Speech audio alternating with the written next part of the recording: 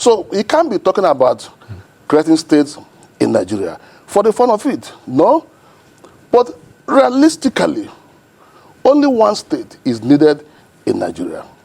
That is one state coming from the southeast to correct the imbalance, to correct the inequity, just, fair, and politically expedient.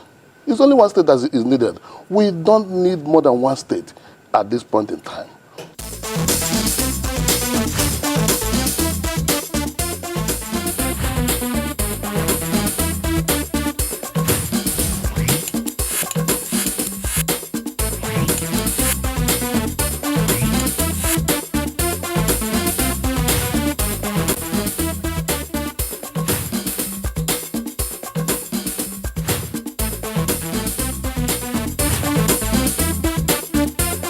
We shall welcome Senator Osita Izunaso, who is the Chairman Senate Committee on Capital Market, who will speak on the clamor for establishment of additional states in Nigeria. The House of Representatives telling citizens that it has received application for 34 new states. Yes, you heard me right, 34 new states. Almost every part of the country wants a state of its own. Senator Izunaso will dissect the issue.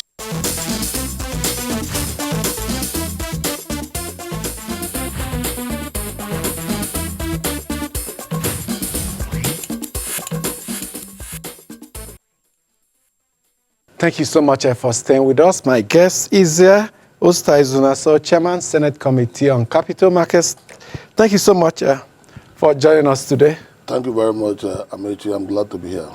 It's our pleasure always. Before we start, let's get your reaction to the passing away of elder statesman Edwin Clark. Quite a phenomenal patriot. At 97, he kept pushing for a better Nigeria. Well, it's a sad news for the country and Africa as a whole.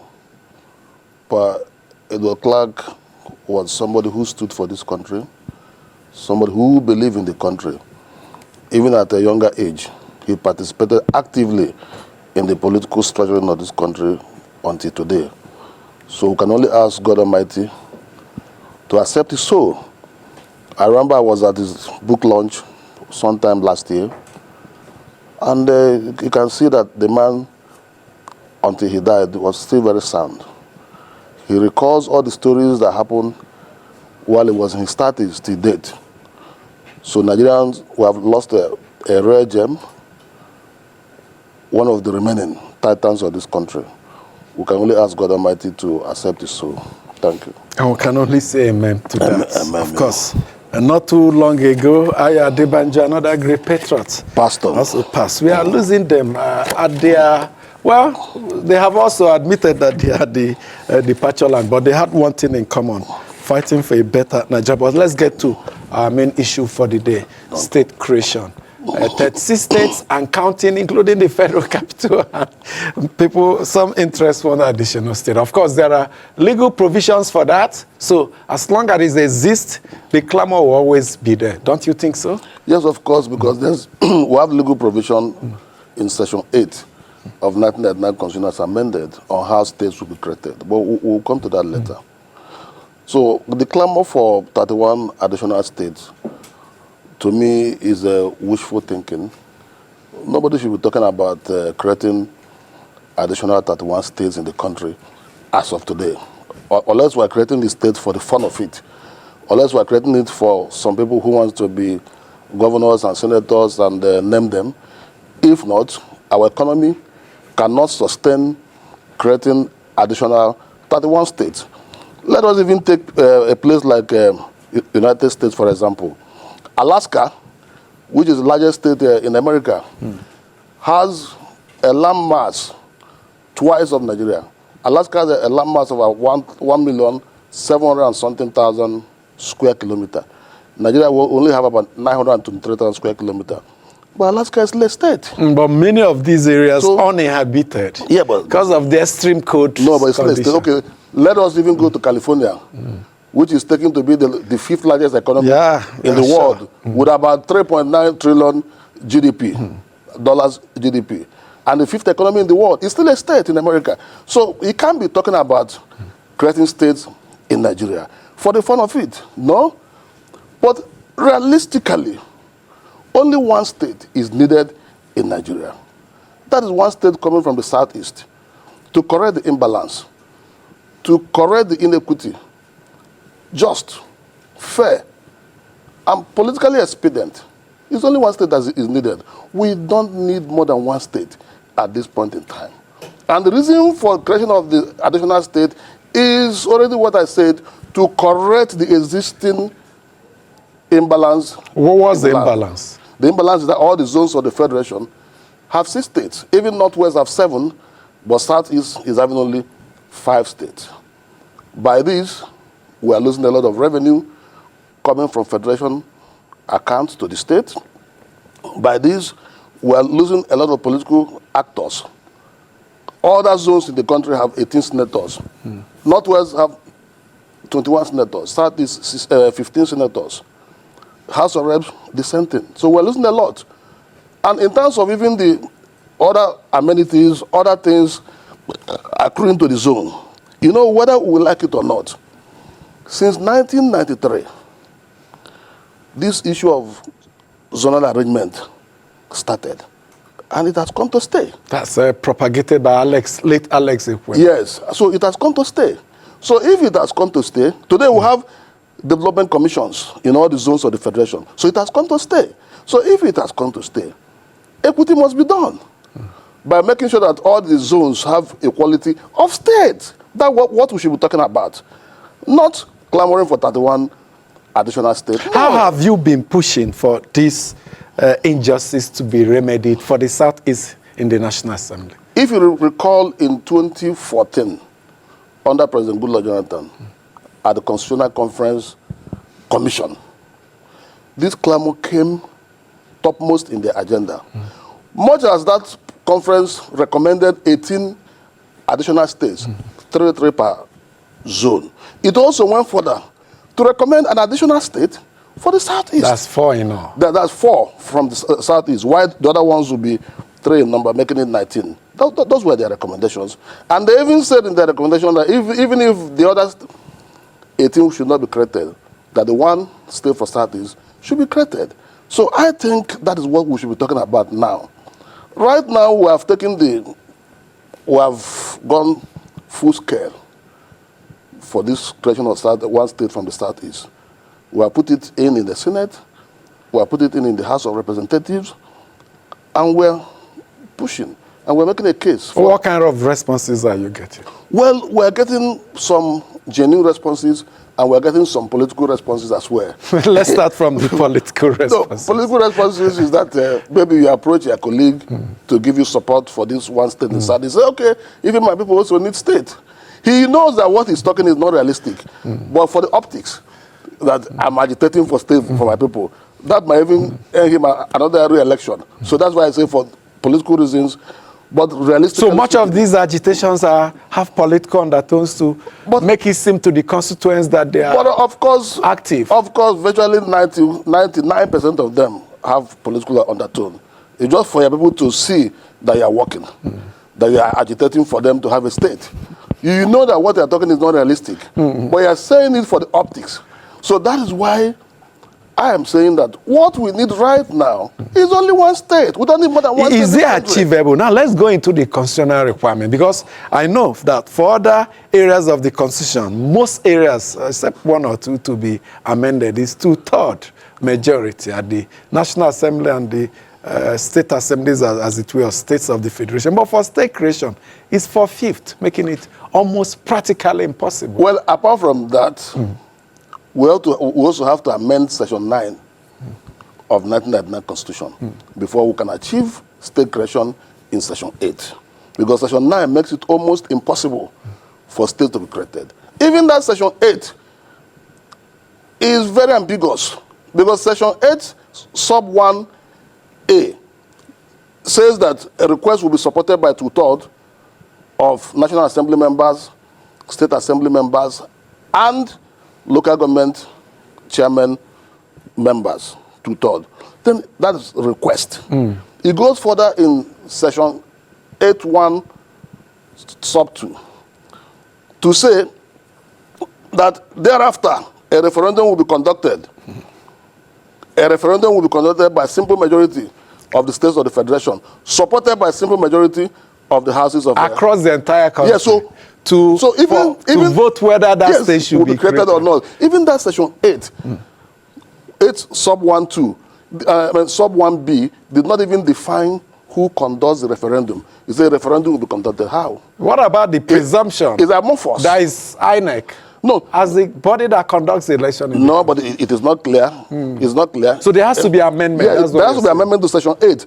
It even goes further to say that simple majority of the states, after the referendum has been approved, the simple majority of the states of the federation will also approve before simple majority of the houses of assembly. So if it says simple majority of the states of the federation, how? Is it that the governor wake up and announce that my state have endorsed the referendum, or what? Or through their state assembly? No, state assembly is still content. Apart from that. You still that's another ambiguous. Yes, that's another ambiguity. Then he said, then the request will now be subjected to the National Assembly. Which request? Don't forget that section 8 sub 1(a) said the request to be submitted. Now, after that, you jump to referendum. Then in the final analysis, you state the request. Which request again? So the whole thing is confusing. So we'll get to section 9. Yeah, so section 9 is even more interesting. Because section 9 is even saying that 4/5 of the assembly members. You know, if you look at section 9, which is alteration of the constitution, is very strict about 2 sections. Section 8 and chapter 4, which deals with fundamental rights. So now he's saying that the 4/5 of the state houses of assembly will have to vote. 4/5 of members of the state of assembly will have to vote in 2/3 majority of the state. How do you climb this tightrope? So it's nearly impossible. Those that frame the constitution didn't want states to be created. That's what some people may take it. Yeah, but because the military did the last state creation in 1996, it does appear to me that when they did it, when they are also writing the 1999 constitution, they foreclose the issues of constitution, of state creation. But because it's a piece of document that has gone through series of alteration, so it can still be altered to suit. So that should be the first step. Yeah, that should be the first step. But let me tell you, in 1996, when the last state was created in October 1, 1996 by General Sani Abacha, if you look at the likes of Bayelsa. Yeah, if you look at the 6 states that were created, Bayelsa, Ebonyi, Gombe, Nasarawa, Ekiti. You can see this took turn. It recognizes the 6 geopolitical zones, because all the 6 geopolitical zones were given slot in that state creation. Or did it follow similar pattern during IBB state No, creation? it didn't follow similar pattern. No, it didn't follow similar pattern. But let me take you to the history of state creation in Nigeria. No, apart from the one done under a democracy in the Midwest states. Yes, that was in 1963. That was when the regions were renamed states. And we have 4 states in 1963. But between 1914 and 1960, we had regions, 3 regions, West, East, and North. Today, all the regions have 6 states and even 7 states. But one of the regions is now having 5 states. That is not correct. That is unfair. That has to be looked into. But I can tell you that the solution on how state will be created.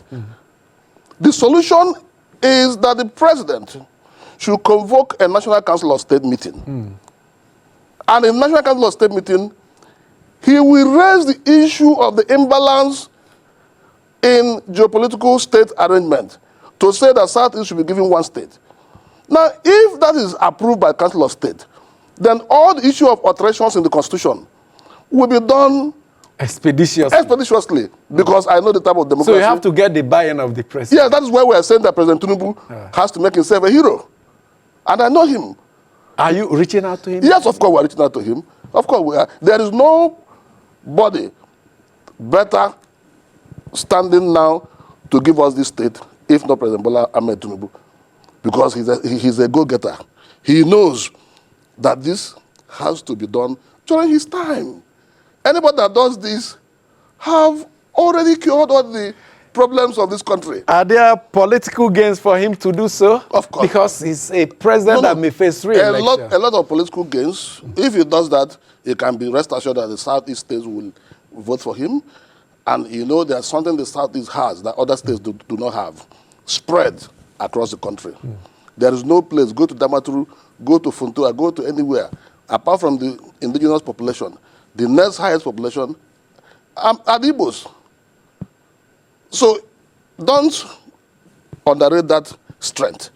So if Mr. President gives us this one state, it will be politically expedient for him, and it will cure a lot of ill feelings within the country. And he will come out as a hero.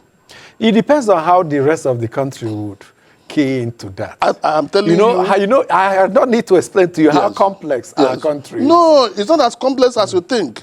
We have done several things in this country. It's about the person at the helm of affairs telling people that this is what we are supposed to do. We did doctrine of necessity. Yes, but it worked. It worked. Didn't it work? On a consensus basis. Yes, I was in the Senate in 2007 to 2011 when we did that. It worked. So there's nothing difficult that we cannot achieve in this country. There's nothing. Except we're not telling ourselves the truth. Once we're telling ourselves the truth, we will achieve it. Look at today, we're having development commissions. If anybody had told you in the last couple of years that it will come to pass, it will probably be arguing with the person. But today it's there.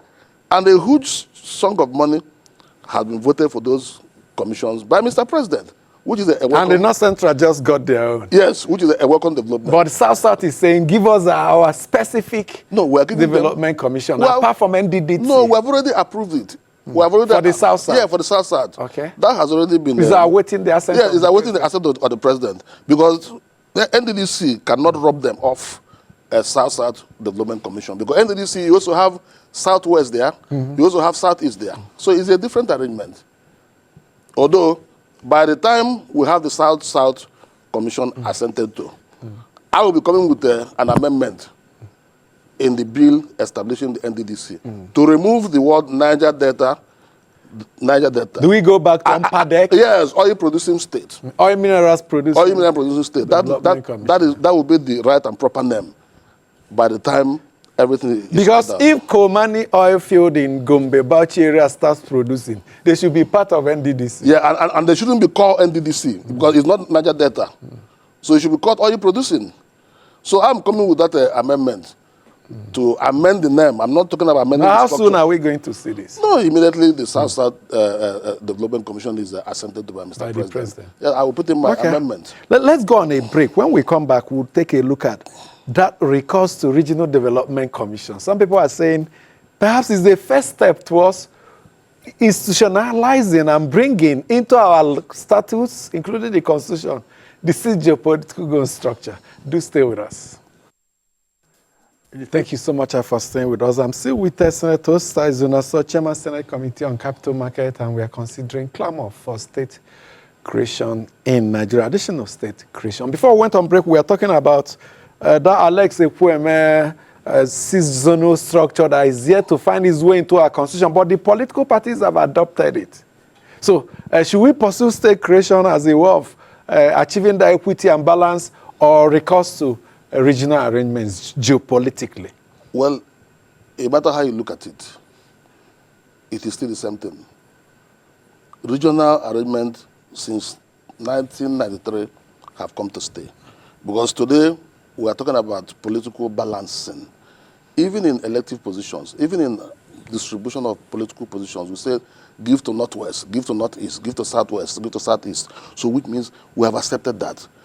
Whether it is in our constitution or not, that is already what we are operating. And in operating that, there's more legitimacy to it now that we are running the development commissions. I told you earlier that even the South-South deserve their own. So we now have development commissions. And don't forget that the fund of this development commission, 15% comes from federational accounts of what is supposed to be going to those states will now go to the commission. So That is why we're saying whether we're going back to regionalism, we're going back to state, Southeast deserve an additional state before we can move forward. If we don't do that, then we're not being sincere to ourselves. And I believe we must be sincere to ourselves. Southeast, they deserve this state, in fact, more than ever before, because it is now that we're talking about regional development commissions. So that is when we need it more than ever before. Okay, quite interesting. These states and the financial status, how feasible are these states that are struggling? We were told maybe 2 or 3 states that can survive without federation account. Without federation account, all the states will be lying prostrate on the floor, and yet additional clamor for states. Yeah, that's why I told you that I do not believe that those states that are clamoring to be created will be viable.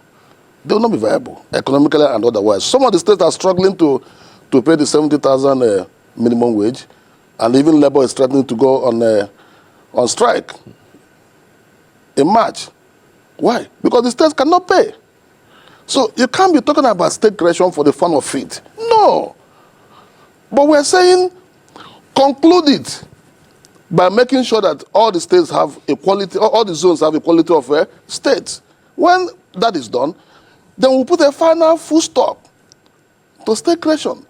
If we must run through federalism, as it were, let the states go and fend for themselves. What of the issue of local governments? Yes.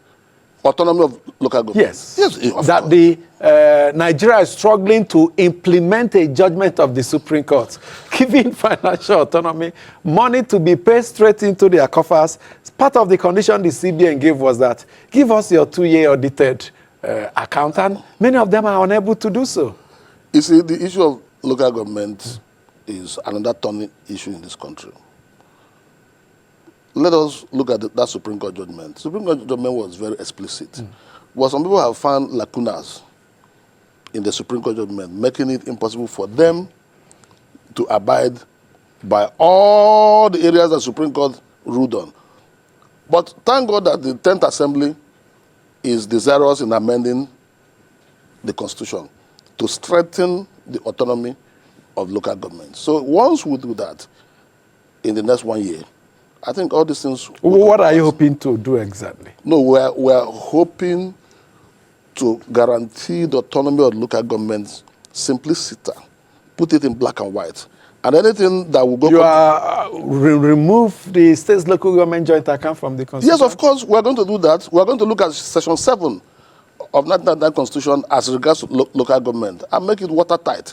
But even the Supreme Court judgment has yielded result because most of the governors are now conducting local government election. Some states ran with what they call transition committee for 8 years. Some ran with it for 4 years. Some ran with 5 years. But now every state is running to conduct that local government election. And there's quasi-autonomy of local governments as we talk right now. Because the states are working with local government. But to what extent are they doing that in terms of fiscal responsibility? In terms of development or hijack of resources? Fiscal responsibility is a different ballgame. So let us allow the National Assembly to conclude what we're doing.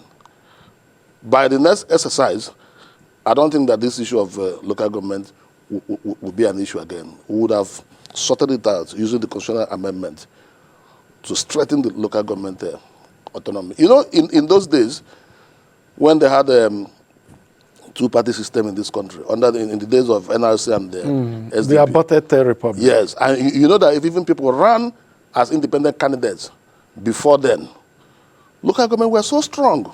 Yes, for the local council elections. Yes, they were so strong. Some people wouldn't even want to be appointed commissioners. They would prefer to be local government chairman.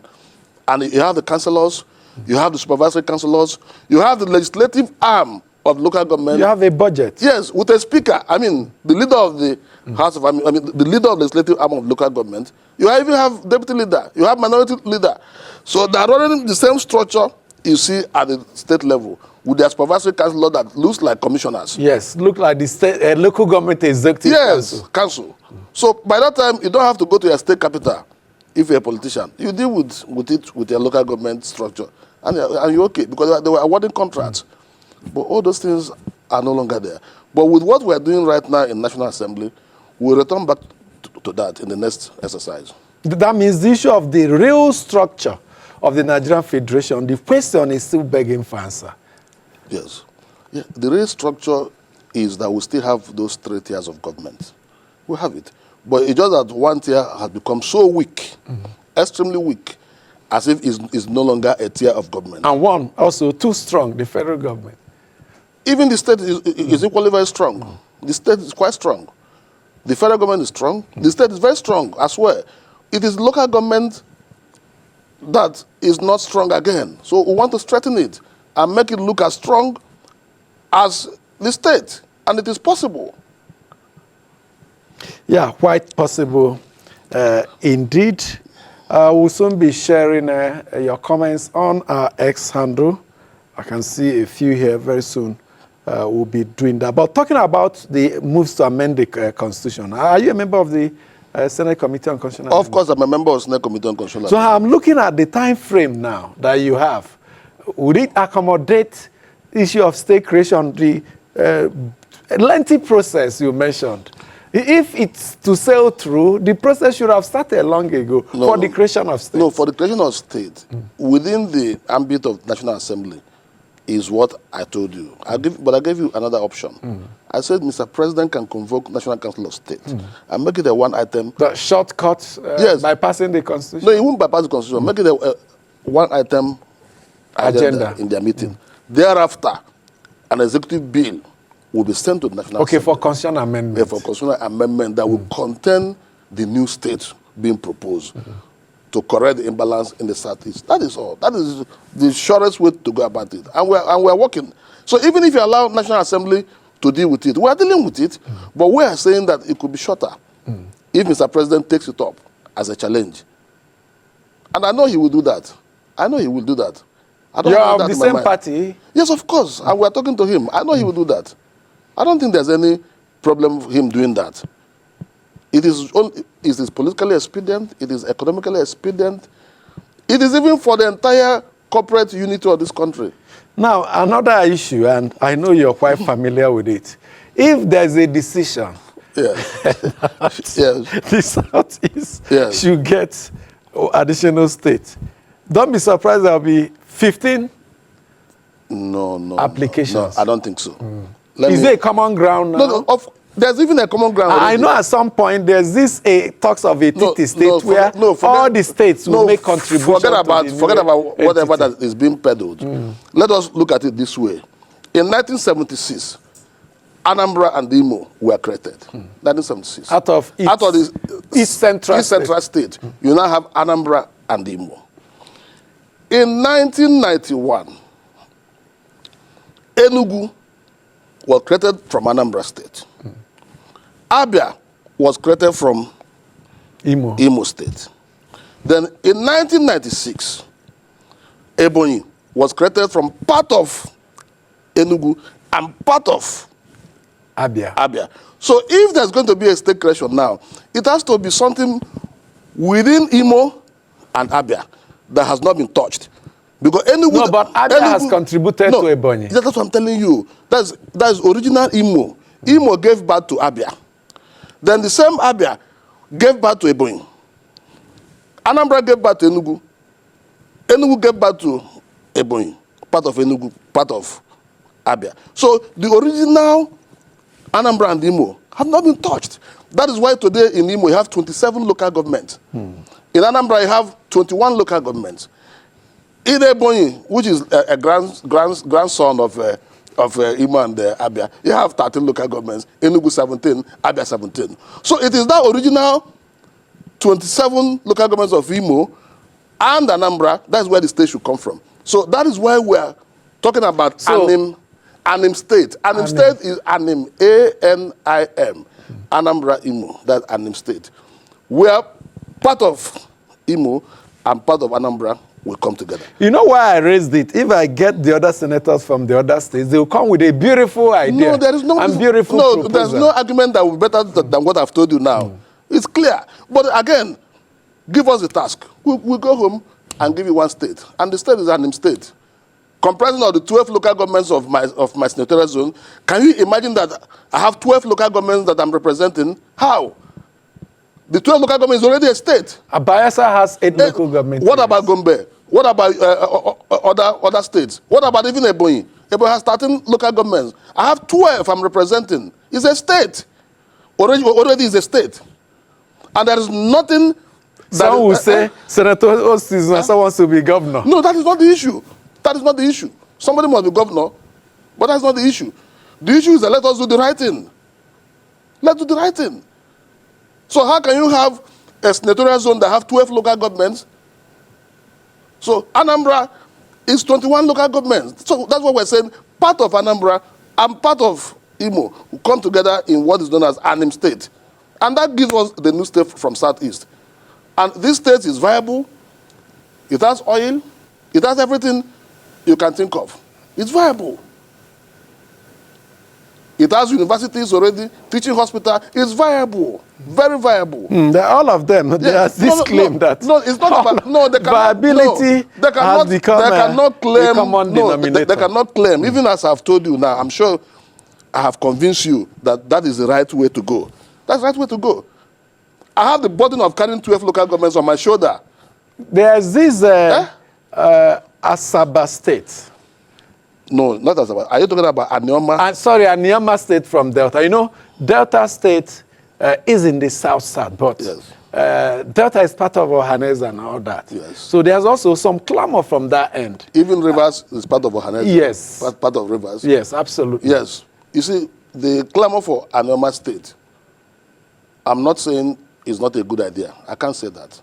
But it cannot stand on its own. If you say you want to make Anioma State part of Southeast when it is eventually created, then from the beginning, you have to incorporate some part of the Southeast into it. I've discussed this with my colleague, Senator Ned Nwoko, who is championing the Anioma State creation. I said, look, Did you get a common ground? Yeah, we're talking. I said, for you to talk about that state, because the only reason they're talking about it is they want it to be part of Southeast. So if you want to be part of Southeast, then from the beginning...